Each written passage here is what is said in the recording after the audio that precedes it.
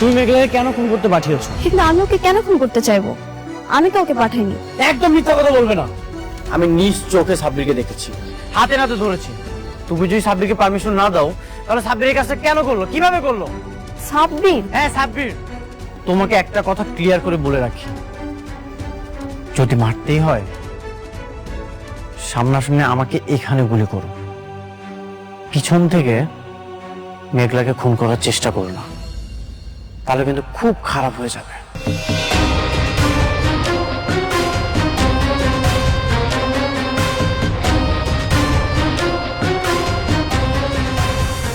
আপনার বড়লোক বউ লোক পাঠাইছে আমার দুনিয়া থেকে সরায় ফেলার জন্য।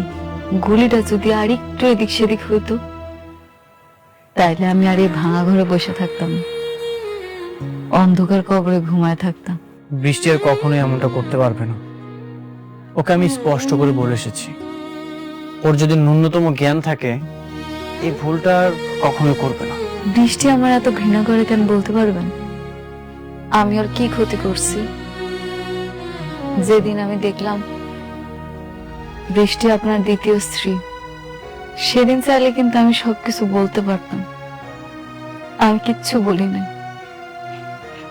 আমার বুকের ভিতর পাথর দিয়া সব সহ্য করে নিছি। আপনারা আমার কাছ থেকে কায়রা নিছি। আমি তো আর কোনো ক্ষতি করি নাই, তাহলে আমি কেন ওর পথের কাটা হয়ে দাঁড়ালাম কইতে পারবেন? দুনিয়ায় সব মানুষ তো আর এক হয় না। কারো মনে থাকে ভালোবাসা আর কারো মনে থাকে জেদ আর অহংকার। আপনি ঠিকই কইছেন, অহংকার। অহংকারী মানুষের অন্ধকার দিকে ঠেলা দেয়। আচ্ছা ঠিক আছে, আমি তাহলে আজ আসি। খারান, কই যাইবেন আপনি? কোনো একটা হোটেলে গিয়ে থাকবো। এখনো তো ফ্ল্যাট বাড়ি কোনো কিছুর ব্যবস্থা করতে পারলাম না। কেন হোটেলে গিয়ে থাকবেন কেন?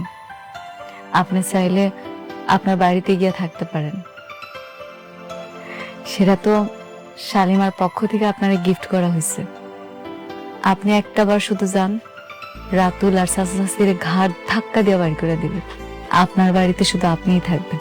কারো দয়া আর করুণার প্রাসাদে থাকার চেয়ে নিজের যোগ্যতায় ফুটপাতে ঘুমানো অনেক ভালো।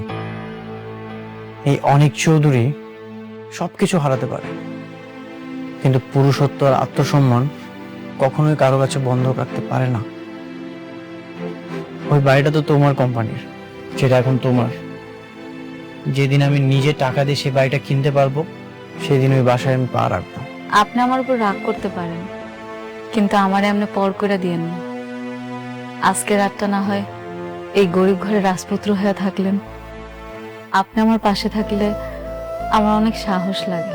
যতক্ষণ অনেক বেঁচে আছে ততক্ষণ এই পৃথিবীতে কারো ক্ষমতা নেই তোমাকে কিছু করবে।